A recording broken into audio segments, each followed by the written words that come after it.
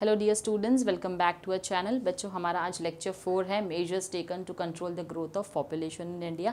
Last time पहले जो previous lecture था हमारा लेक्चर 3, जिसके अंदर हमने देखा था कि क्या ऐसे रीजंस हैं जिसकी वजह से हमारे पॉपुलेशन की ग्रोथ जो है वो इंक्रीज हो जाती है। उसमें जोग्राफिकल फैक्टर्स थे, इकोनॉमिक एंड सोशल फैक्टर्स थे। आज जो हम देखने वाले हैं that is how are we going to control, ऐसे क्या मेजर्स लिए जा सकते हैं जिससे कि हम हमारे पॉपुलेशन को कंट्रोल कर सकते हैं। Okay, population of India is quite large and rapidly increasing. ये हम सब जानते हैं कि इंडिया का पॉपुलेशन जो है बड़ी ही तेज़ी से क्या हो रहा है, बढ़ते जा रहा है। 1% growth rate means an addition of 1 crore people every year. अगर हम 1% ग्रोथ रेट मानकर चले कि हर साल पॉपुलेशन की ग्रोथ जो है वो 1% से बढ़ रही है, तो भी वो कितना है, 1 करोड़ पीपल हर एक साल में क्या होते हैं, ऐड होते हैं पॉपुलेशन में। Effective population control measures are the need of the hour, यानी कि अभी ज़रूरत है इफेक्टिव पॉपुलेशन कंट्रोल मेजर्स को लेने की। We know that birth rate is mainly responsible for rapid population growth. Hence, measures which can reduce the birth rate should be adopted. हमको अच्छे से पता है कि बर्थ रेट जो है ये सबसे बड़ा मुद्दा है किस चीज़ का, पॉपुलेशन को ग्रो करने का। डेथ रेट तो नहीं है। अब हम क्या लोगों को मारना थोड़ी शुरू कर देंगे? डेथ रेट कम है, बर्थ रेट ज़्यादा है, तो क्या हम लोगों को मारना शुरू कर देंगे? नहीं, बिल्कुल नहीं, हम वो नहीं कर सकते हैं। तो डेफिनेटली हमको बर्थ रेट के लिए क्या करना है, बर्थ कंट्रोल मेजर्स को लेकर आना है, जिससे कि हम क्या कर सके, अपने पॉपुलेशन की ग्रोथ को कंट्रोल कर सके। These measures can be classified into 3 heads. अब ये जो मेजर्स हमको लेना है उनको 3 सब हेडिंग्स में डिवाइड किया गया है। एक है सोशल मेजर्स, इकोनॉमिक मेजर्स और अदर मेजर्स। तो ऐसे 3 अलग अलग मेजर्स है जिसके बेसिस पर हम क्या कर सकते हैं, हमारे पॉपुलेशन को कंट्रोल कर सकते हैं। ओके, नाउ सोशल मेजर्स से अगर हम शुरुआत करें, population explosion is a social problem and it is deeply rooted in the society, so efforts must be done to remove the social pressures in the country। तो हम अच्छे से जानते हैं कि सबसे बड़ा इशू जो है हमारे पॉपुलेशन एक्सप्लोजन का वो है हमारा सोशल इश्यूज जो है वो कहीं ना कहीं रिस्पॉन्सिबल है, सोशल फैक्टर्स रिस्पॉन्सिबल है, और ये बहुत ही बड़ा सोशल प्रॉब्लम भी है पॉपुलेशन एक्सप्लोजन हमारी कंट्री के लिए। तो देखते हैं हम क्या अडॉप्ट कर सकते हैं। मिनिमम एज ऑफ मैरिज, सबसे पहली चीज तो fertility depends on the age of marriage. Minimum age of marriage should be strictly enforced, यानी कि फर्टिलिटी एज जो होती है बेसिकली 18 ईयर्स एंड अबाव के बाद फर्टिलिटी एज जो है, चाइल्ड प्रोड्यूसिंग जो एज होती है वो शुरू हो जाती है। तो कहीं ना कहीं एक स्पेसिफिक एज एक ऐसी डिसाइड कर लो मैरिज के लिए जहाँ पर आपकी फर्टिलिटी एज थोड़ी सी एवरेज लेवल पर आ जाए, right. So, in India, minimum age for marriage is 21 years for men and 18 for women have been fixed by law. This law should be firmly implemented and people should also be made aware of this through publicity. Basically लोग आज भी 18 साल की as के पहले लड़कियों की शादी करवा देते हैं, 21 साल के पहले लड़कियों की शादी करवा देते हैं, जो कि गलत है। हमारे लॉ ने, हमारे कानून ने हमको बोलकर रखा है कि लड़के की एज 21, लड़की की एज 18 होना ज़रूरी है। तो बेसिकली हमको यही लॉ को फॉलो करना है और इसी के बाद हमको क्या करना है, इस मेजर्स को लेना है और ऐसी पॉलिसीज़ को रिमूव कर देना है जहाँ पर लोग आज भी मानने तैयार नहीं है और 18 ईयर्स के अंदर जो है वो बच्चों की शादी करवा देते हैं। नेक्स्ट है raising the status of women. There is still discrimination to women. They are often confined to the house. They are still confined to rearing and bearing of children. So women should be given opportunities to develop socially and economically. Free education should be given to them. अब औरतों का जो status है उसको भी थोड़ा improve करना ज़रूरी है, क्योंकि कहीं ना कहीं उनको घर बिठा दिया जाता है और बोला जाता है तुम्हारा काम सिर्फ घर संभालना और बच्चे पैदा करना है। तो अल्टीमेटली हमको उनको उनकी इंपॉर्टेंस बताना ज़रूरी है कि आप सिर्फ घर बैठकर बच्चे पैदा करने और उनको संभालने की मशीन नहीं हो, आपको इससे ज़्यादा भी बहुत कुछ काम है, बहुत सारी चीज़ें जिसके ऊपर ध्यान देना ज़रूरी है। तो बेसिकली हम उनको एजुकेट कर सकते हैं ताकि वो अपने पैरों पर खुद भी खड़े हो जाए। बच्चों देखो, ये भी एक बहुत इंपॉर्टेंट फैक्टर है। अगर आप घर पे रहोगे, बैठे रहोगे, तो कहीं ना कहीं आपको एक मशीन बनाकर उसी तरीके से यूज़ किया जा सकता है। तो कहीं ना कहीं यहाँ पर बहुत ही ज़्यादा ज़रूरत है इस चीज़ की कि हम उनको एजुकेट करें। भले आप जॉब नहीं करवाना चाहते हो, मत करवाओ, घर पर रखना चाहते हो रखो, but do not treat them as a machine who is producing child continuously. So basically you have to educate those womens as well to know their importance in the society. Next is spread of education. Spread of education changes the outlook of people. Educated men prefer to delay marriage and adopt small family norms. Educated women are health conscious and avoid frequent pregnancies and thus help in lowering birth rate. अब basically यहाँ पर बोला जा रहा है कि educate करना बहुत ज़रूरी है, क्योंकि जो एजुकेटेड मेंस होते हैं बेसिकली वो प्रेफर करते हैं हम थोड़ी सी लेट शादी करें और स्मॉल फैमिली का कॉन्सेप्ट जो है वो अडॉप्ट करें। जो एजुकेटेड फीमेल होती है उनका कॉन्सेप्ट होता है कि यार क्या बार बार हम लोग इतनी फ्रीक्वेंट प्रेगनेंसीज जो है वो अडॉप्ट करना नहीं चाहते, even they are happy for 1 child और 2 चाइल्ड पॉलिसी। तो इस तरीके से हम बर्थ रेट को कंट्रोल में ला सकते हैं। लास्ट जो फैक्टर है हमारा सोशल सिक्योरिटी का है, more people should be covered under social security scheme so that they do not depend upon others in the event of old age, sickness, unemployment. With these facilities they will have less desire for more children. अब कहीं ना कहीं एक जो सोच होती है हमारे समाज में, जो सोच बन चुकी है कि एक तो मेल चाइल्ड होना ही चाहिए, बुढ़ापे का सहारा कोई ना कोई होना चाहिए, हमें देखने वाला कोई होना चाहिए, इस सोच को भी चेंज करने के लिए हमें ऐसे लोगों के लिए क्या करना चाहिए भाई, ऐसी कोई सेफ्टी मेजर्स दे दो, राइट। जैसे हम लाइफ इंश्योरेंस तो दे देते हैं, लेकिन इस चीज़ का इंश्योरेंस कहाँ से आएगा कि हमको देखने वाला कोई नहीं है तो बुढ़ापे में हमारा सहारा कौन होगा।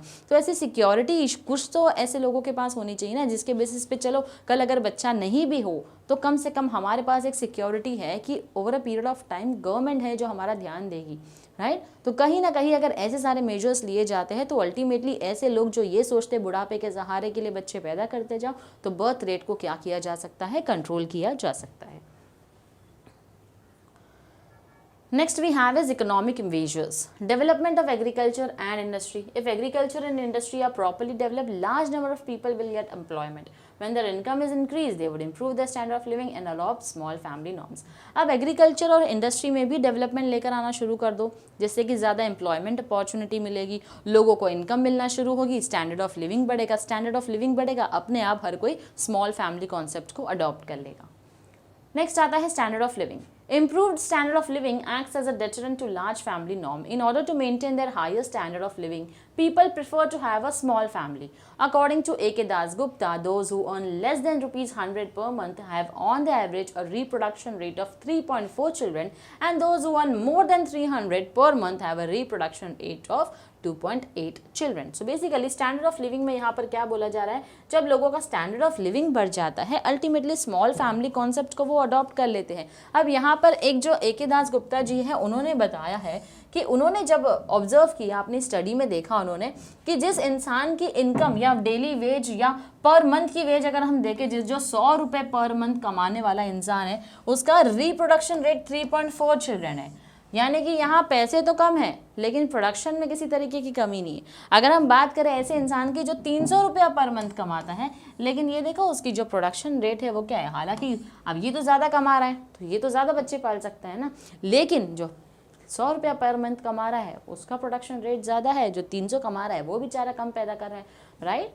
तो इससे क्या होता है, जब आपका स्टैंडर्ड ऑफ लिविंग बढ़ता है तो आप कई सारी चीज़ों को क्या करते हो, सोचने समझने की कोशिश करते हो, और ऐसे फैमिली कॉन्सेप्ट्स को भी आप क्या करते हो, स्मॉल फैमिली कॉन्सेप्ट को अपनाते हो। Next we have is urbanisation. It is on record that people in urban areas have low birth rate than those living in rural areas. Urbanization should therefore be encouraged. ऐसा माना जाता है कि urban areas में जो लोग होते हैं वो कंपेयर टू रूरल एरियाज़ कई बार फैमिली प्लानिंग के ऊपर ज़्यादा फोकस करते हैं। तो ऐसे एरियाज़ जहाँ पर आज भी ज़्यादा चाइल्ड प्रोड्यूस होते हैं, जो रूरल एरियाज़ है, हमें ज़्यादा से ज़्यादा ट्राई करना है कि हम उसको अर्बनाइजेशन के थ्रू अर्बन एरियाज़ में कन्वर्ट करें, ताकि वहाँ पर लोग रहे लेकिन इतनी ज़्यादा प्रोडक्शन अपना ना करें।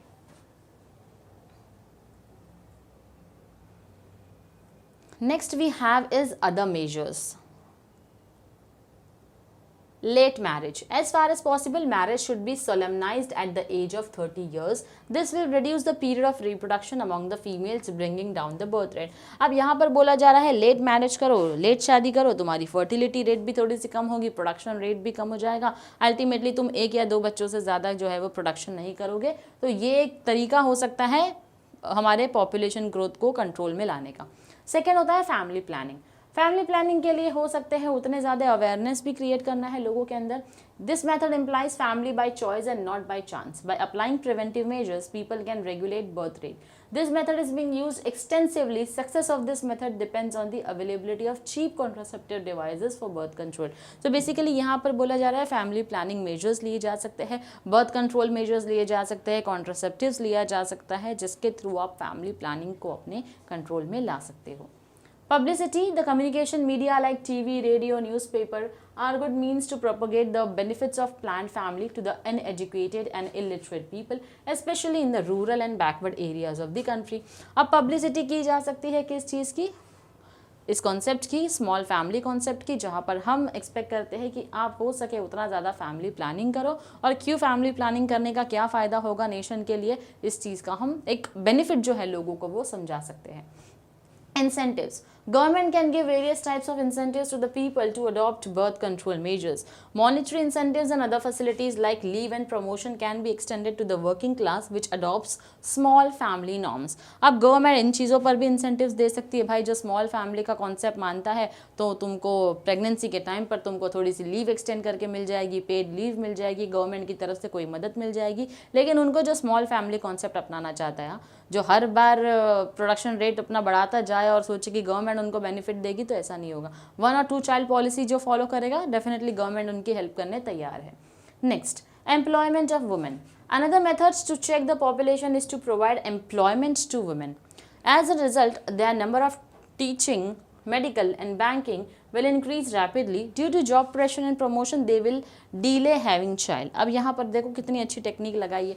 बोल रहे गवर्नमेंट बोलती है कि औरतों को जो है वो काम पर भेजना शुरू कर दो। अब वो करियर ओरिएंटेड हो जाएगी बहुत ज़्यादा, तो कहीं ना कहीं वो क्या करेगी, डिले करेगी, भाई हमको बच्चे इतना जल्दी नहीं चाहिए। तो अल्टीमेटली क्या होगा, एक और तरीका आ जाएगा हमारे पॉपुलेशन मेजर्स को कंट्रोल में लेकर आने का।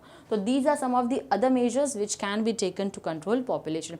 तो आज हमने 3 मेजर्स देख लिए हैं पॉपुलेशन को कंट्रोल करने के लिए। सबसे पहले हमने देखा सोशल मेजर्स, सोसाइटी में किस तरीके के चेंजेस लाए जा सकते हैं। इकोनॉमिक मेजर्स हमने देखा, जो इकोनॉमी में कुछ चेंजेस लाने के थ्रू हो सकते हैं। लास्ट हमने देखा other measures, again that is related to society only. तो these are some of the measures through which we can control the population to a certain extent. So the next topic that we have for today is population policy of India. किस तरीके से population को लेकर हर एक 5 year plan में government ने policy बनाई है कि population को किस तरीके से कंट्रोल में लाया जाए। पहला फर्स्ट 5 year प्लान जो है, India establish the first state funded family planning programme among developing nations in 1951।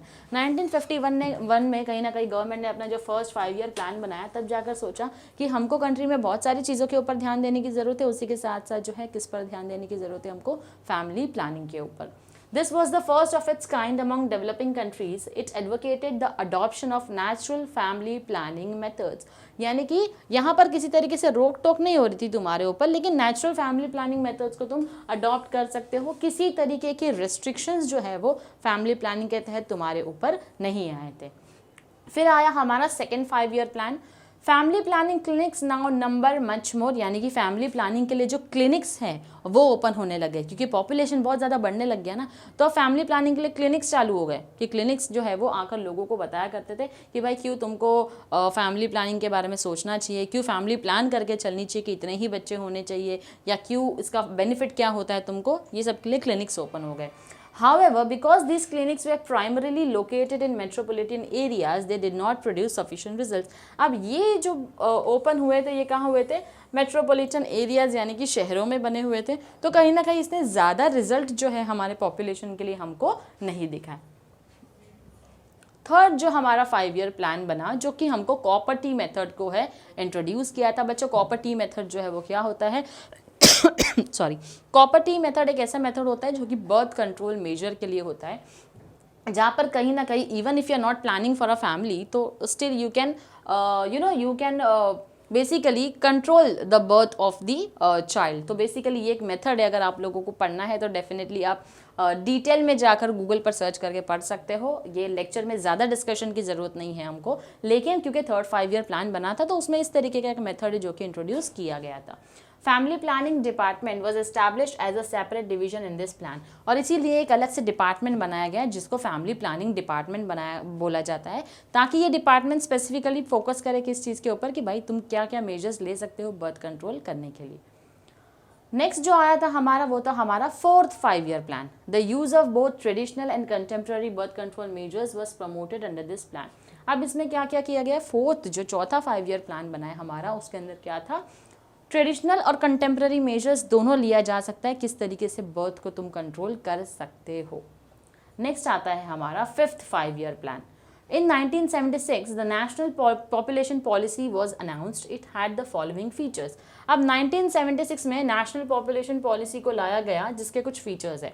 Minimum legal age of marriage for girls and boys were raised to 18 and 21 as a part of this programme. यानी कि 1976 में national population policy आई जिसने हमको क्या बताया, legal as जो है minimum क्या होनी चाहिए शादी के लिए लड़के और लड़की की, 18 और 21 साल। इंक्रीजिंग फीमेल लिटरेसी रेट्स, ज़्यादा से ज़्यादा फीमेल को पढ़ाया जाए। Use all available media to make family welfare programmes more well known. इसी के साथ साथ जितने मीडिया का यूज़ कर सकते हो कर लो, टेलीविज़न रेडियो का यूज़ कर लो, ताकि फैमिली प्लानिंग वेलफेयर प्रोग्राम जो है वो बनाकर लोगों तक मैसेज पहुंचाया जाए। Forced sterilisation was allowed but later prohibited.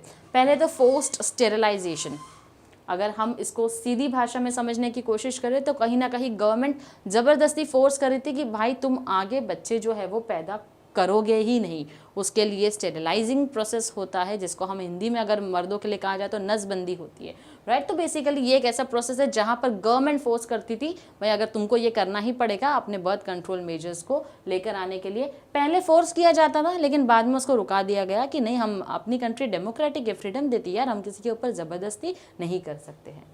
Next 6th, 7th and 8th plans में क्या हुआ, in order to regulate the population long term demographic goals were identified under these plans. अब 6th, 7th और 8th plan में long term goals जो है identify किया गया पॉपुलेशन को लेकर और उस हिसाब से पॉलिसी जो है वो बनाना शुरू हो गई। फिर आया हमारा last 9th 5-year plan to develop a national population policy. Government organised an expert panel in 1993 with Miss Swaminathan as its chairman. तो स्वामीनाथन को अपना चेयरमैन बना दिया था। नेशनल पॉपुलेशन पॉलिसी 1993 में एक्सपर्ट पैनल को बिठाया गया था।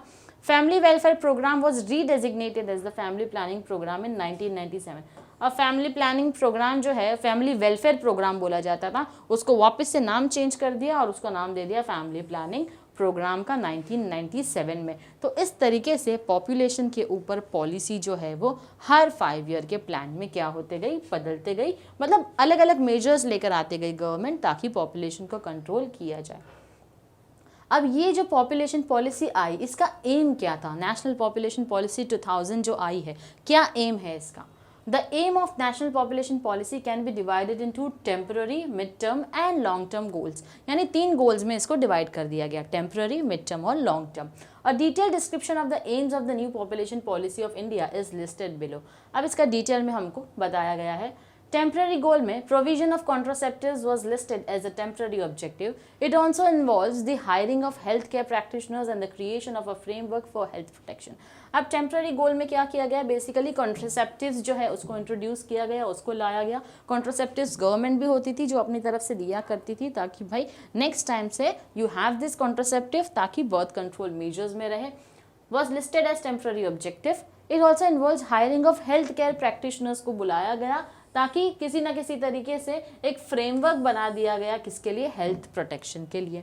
मिड टर्म गोल में by 2010 the total fertility rate TSR जिसको बोला जाता है which was the replacement level needed to be lower to 2.1, यानी जो फर्टिलिटी रेट होता है उसको लोअर करके कम करके कहाँ तक लाना है, 2.1 पे लाना है।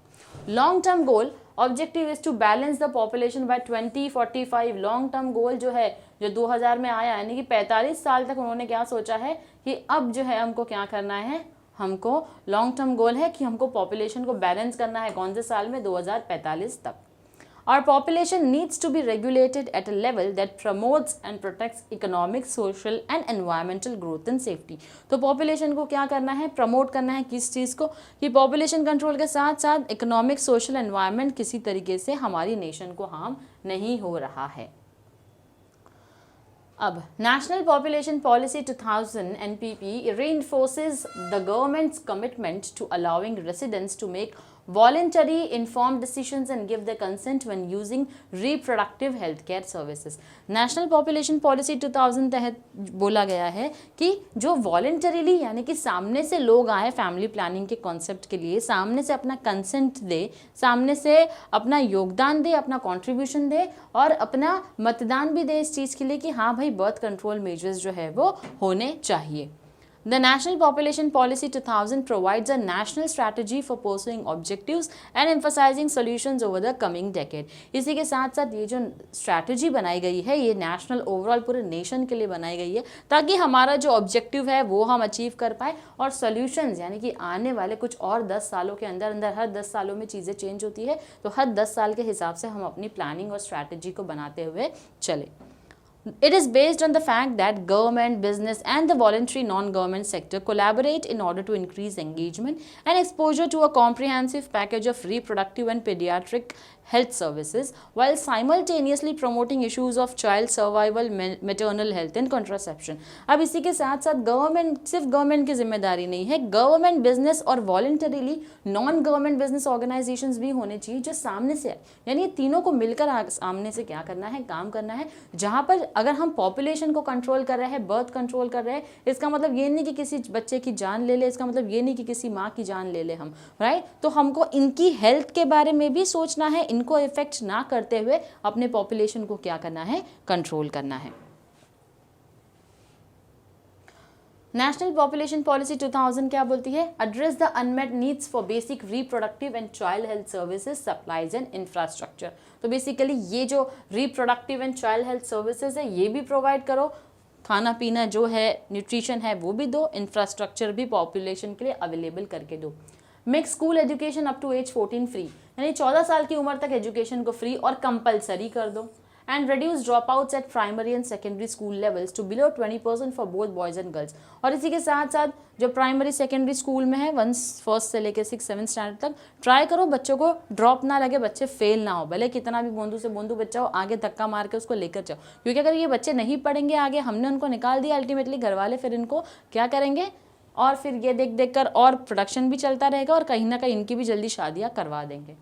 Reduce infant mortality rate to below 30 per live births, यानी कि इन्फेंट मोर्टेलिटी जो है, जो बच्चों की डेथ हो जाती है, उसको रिड्यूस करना है हमको to below 30 per live births, यानी कि अगर 30 बच्चे पैदा होते हैं तो उनकी हेल्थ अच्छी होनी चाहिए, उनके कंपैरिजन में ज़्यादा बच्चे मरने नहीं चाहिए। Reduce maternal mortality rate to below 100 per 1 lakh live births, यानी कि मैटरनल मोर्टेलिटी सॉरी, जो माएँ हैं उनका मोर्टेलिटी रेट भी हमको क्या करना है, रिड्यूस करना है।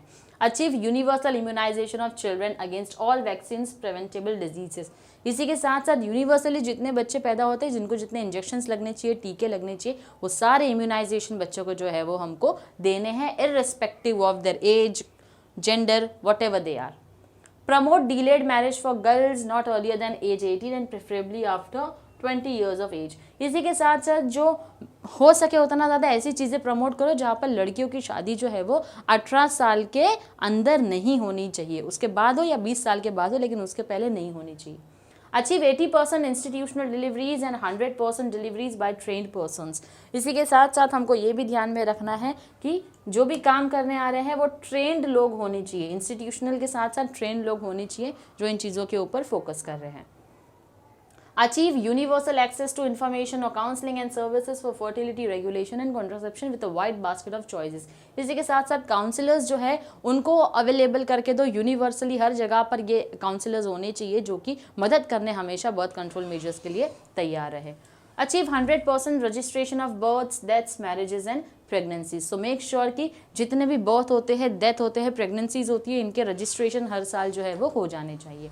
Contain the spread of AIDS and promote greater integration between the management of reproductive tract infections and sexually transmitted infections and the National AIDS Control Organization। इसी के साथ साथ जो है वो एड्स जैसी जो बीमारी होती है इसको भी कंट्रोल में लाना है हमको, तो इसके लिए भी मेजर्स लेना जो है वो ज़रूरी है। क्योंकि अगर एक विक्टिम है, कोई एड का ऑलरेडी सफ़र कर रहा है, अल्टीमेटली उससे जो पैदा होने वाला बच्चा रहेगा तो चांसेस है कि वो बच्चा भी उस बीमारी से क्या हो जाए, सफ़र कर जाए। तो हम अगर पॉपुलेशन कंट्रोल करने का सोच रहे हैं लेकिन हम किसी की जान को उसके ऊपर रख कर नहीं सोच रहे हैं बिल्कुल भी, तो हमें अपने पॉपुलेशन को कंट्रोल तो करना है लेकिन किसी की जान लेकर नहीं करना है। Prevent and control communicable diseases, ऐसे डिजीजेस जो स्प्रेड हो जाए आसानी से, ऐसे डिजीजेस से हमको बच्चों को बचाना है। Integrate Indian system of medicine in the provision of reproductive and child health services. इसी के साथ साथ ऐसा एक सिस्टम बनाया गया है, इंडियन सिस्टम ISM जिसको बोला जाता है मेडिसिन का, जो कि रिप्रोडक्टिव और चाइल्ड हेल्थ सर्विसेज के अंदर काम करते हैं। Promote vigorously the small family norm to achieve replacement level of TFR। So basically यहाँ पर हमको टोटल फर्टिलिटी रेट जो है उसको कंट्रोल में लाने के लिए स्मॉल फैमिली कॉन्सेप्ट्स को प्रमोट करना चाहिए। bring about convergence and implementation of related social sector programs so that welfare becomes a people centered program. तो बेसिकली ये जो प्रोग्राम है इसको सोशल सेक्टर बनाओ ताकि ये पीपल वेलफेयर प्रोग्राम लगे। इसमें गवर्नमेंट का कोई फ़ायदा नहीं हो रहा है, फ़ायदा जो है वो हमारे नेशन का होगा, क्योंकि कहीं ना कहीं पॉपुलेशन ज़्यादा है तो रिसोर्सेज के ऊपर भी फ़र्क पड़ता है। तो these are some of the major reasons that we need to take care of under national population policy 2000। Next जो है टॉपिक हमारा वो है एनवायरनमेंट एंड ह्यूमन हेल्थ के ऊपर, that we are going to continue in our next lecture. तो आज हमने देखा है हमारे पॉपुलेशन मेजर्स के बारे में, और उसी के साथ साथ हमने देखा है कि किस तरीके से ये जो पॉपुलेशन पॉलिसी बनाई गई है नेशनल पॉपुलेशन पॉलिसी 2000, उसका एम हमने देखा है और क्या इंपॉर्टेंट चीज़ें हैं इस पॉपुलेशन पॉलिसी के तहत जो हमको ध्यान में रखनी है और जो गवर्नमेंट भी मेजर्स ले दी है। इसी के साथ साथ एज अ सिटीजन हमारी भी रिस्पॉन्सिबिलिटी बनती है कि हम भी इन सारे मेजर्स के ऊपर ध्यान दें। For further topic, we will continue in the next lecture. Till then, stay tuned to our lectures and do like, share and comment. Thank you very much.